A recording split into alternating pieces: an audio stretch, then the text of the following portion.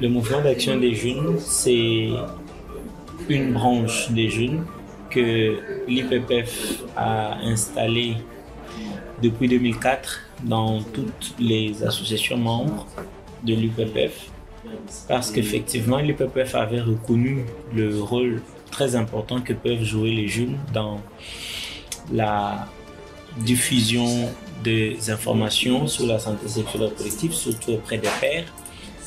Alors, l'objectif pour lequel l'IPPF avait créé ce mouvement au sein de ZAEM était premièrement de renforcer les capacités des jeunes, deuxièmement d'améliorer leur participation à la gouvernance des associations, mais aussi de faire de jeunes, du mouvement d'action des jeunes, des leaders dans des communautés et des points de référence pour partager les bonnes informations en rapport avec la contraception, en rapport avec la santé sexuelle et reproductive de manière générale, mais surtout constituer donc ce pont auprès de pairs, c'est-à-dire de jeunes de même âge, pour l'accès aux services de planification familiale. Et donc c'est un mouvement qui existe depuis 2004, comme je l'ai dit, et qui a été installé dans toutes les AM de l'IPPF, du moins au niveau Afrique. Donc voilà. Alors, le mouvement d'action des jeunes est au niveau de l'AM de la RDC, hiérarchisé bien sûr. Vous avez au niveau national un comité national qui est constitué du président ou de la présidente et de son comité. Et vous avez au niveau provincial, dans chaque province, un comité provincial aussi, qui est constitué du ou de la présidente et aussi de son comité. Alors à tous les niveaux, le mouvement fait le pont entre la communauté jeune et l'AM pour l'offre de services, l'offre d'informations crédibles et lutter contre la stigmatisation de la contraception, de la planification familiale, toutes les rumeurs qui courent dans la communauté. Voilà. Donc son rôle principal, c'est de sensibiliser les pères sur la planification familiale, sur la contraception, mais aussi d'éradiquer les mauvaises informations qui circulent dans la communauté jeune sur les services de santé sexuelle et reproductive. Il faut déjà préciser que les activités du mouvement d'action des jeunes s'inscrivent dans les cadres de dissémination de l'information et du référencement vers les cliniques de l'ABEF pour accès aux services. Ça veut dire qu'il y a ces deux grandes rubriques. La première rubrique, c'est disséminer au sein de la communauté les bonnes informations sur la santé sexuelle et reproductive, principalement sur la contraception et la planification familiale. Deuxièmement, c'est référencer, orienter les pères vers les cliniques de l'ABEF ou tout comme les cliniques partenaires de l'ABEF pour avoir accès à la contraception et aux autres soins de santé sexuelle et reproductive. Dans ce cadre-là, les activités peuvent aller des sensibilisations directement dans la communauté, qui peuvent être effectuées sous forme de causeries éducatives, sous forme de sensibilisation porte-à-porte, qui peuvent aussi se faire en ligne, sous forme de conférences virtuelles, Twitter Space, Facebook Live, Facebook Chat, ainsi de suite. Mais en dehors de la sensibilisation, il y a aussi un aspect plaidoyer. C'est de plaider pour que le droit sexuel et reproductif soit reconnu aux jeunes et que les jeunes puissent en jouir en tout temps sans être butés à des obstacles quelconques. Et donc c'est ça. Les activités que le mouvement d'action des jeunes organise, ce sont des activités de sensibilisation pour créer le besoin et aussi le référencement vers les cliniques pour accès aux services. Donc c'est plus la création de besoins par le partage de l'information crédible. Alors, les stratégies sont multiples. D'abord, il faut dire que l'une des stratégies, c'est de diversifier les canaux d'information. Donc, les activités sont organisées en activités communautaires, directement dans la communauté, et des activités en ligne, virtuelles. Ce sont des activités qui passent par les nouvelles technologies, qui utilisent les réseaux sociaux. Alors, dans la communauté, plusieurs formes d'activités peuvent être menées et sont menées par le mouvement d'action des jeunes. C'est par exemple des conférences dans les universités, dans les écoles. C'est par exemple des causeries éducatives directement au sein de la communauté, dans les espaces jeunes. Il faut préciser que le mouvement d'action des jeunes a aussi quelques espaces dans certaines provinces au sein desquels il reçoit les jeunes et entame des causeries éducatives avec eux. Aussi, ça peut être des conférences.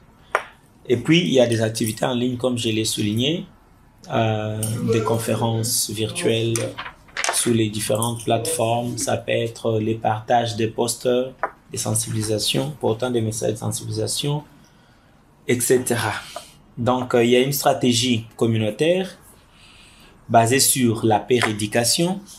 Il y a une stratégie virtuelle basée sur l'usage de nouvelles technologies, toujours dans le but de créer la demande par le partage de bonnes informations.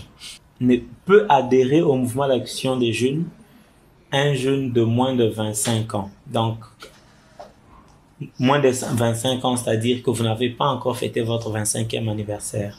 25 ans non revoulus. Alors, ça, c'est la première condition. Quand vous remplissez cette condition-là, maintenant, vous signez une fiche d'adhésion que vous pouvez obtenir soit auprès des jeunes du MAJ eux-mêmes, soit auprès des comités MAJ, ou soit auprès de l'association. Vous signez et puis vous payez le frais d'adhésion qui s'élève à 5 $ pour le mouvement d'action des jeunes. Et puis, chaque jeune annuellement paye une cotisation de 7 $. Donc, à partir du moment où vous avez signé cette fiche d'adhésion et que vous avez payé vos frais d'adhésion qui s'élèvent à 5 $, vous devenez membre à part entière du mouvement d'action des jeunes.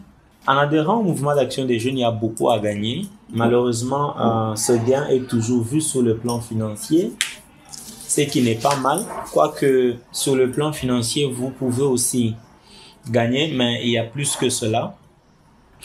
La première chose pour moi la plus importante que vous gagnez en adhérant au mouvement d'action des jeunes, c'est le renforcement des capacités. Le mouvement des jeunes de manière générale vous apprennent des choses que l'école ne vous a pas apprises, vous apprennent des choses que l'université ne vous a pas apprises.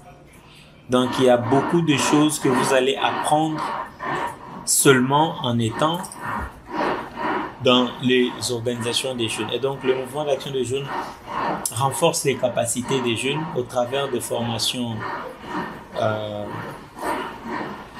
régulières, mais aussi en dehors du renforcement des capacités. Le mouvement d'action des jeunes vous ouvre des portes. Vous avez des opportunités de participer à des activités, des opportunités de vous construire un réseau d'amis, un réseau de collègues, de collaborateurs, lesquels réseaux peuvent vous être utiles plus tard. Ça vous ouvre aussi pour votre carrière professionnelle. Les difficultés que les mouvements d'action des jeunes rencontrent de manière générale, c'est d'abord la réticence de la communauté autour de la question de santé sexuelle et reproductive.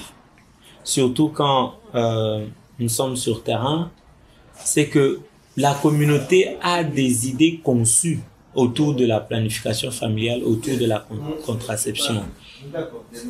Ces idées conçues font que la communauté rejette la contraception, rejette toute initiative de planification familiale. Et parmi ces idées, il y a par exemple les gens qui disent que le préservatif diminue les plaisirs sexuels, la contraception rend stérile, la contraception crée des cancers et tout. Alors, toutes ces fausses rumeurs autour de thématiques sur lesquelles le mouvement d'action des jeunes intervient font que parfois dans la communauté, le mouvement d'action des jeunes rencontre une certaine résistance, une certaine réticence de la communauté.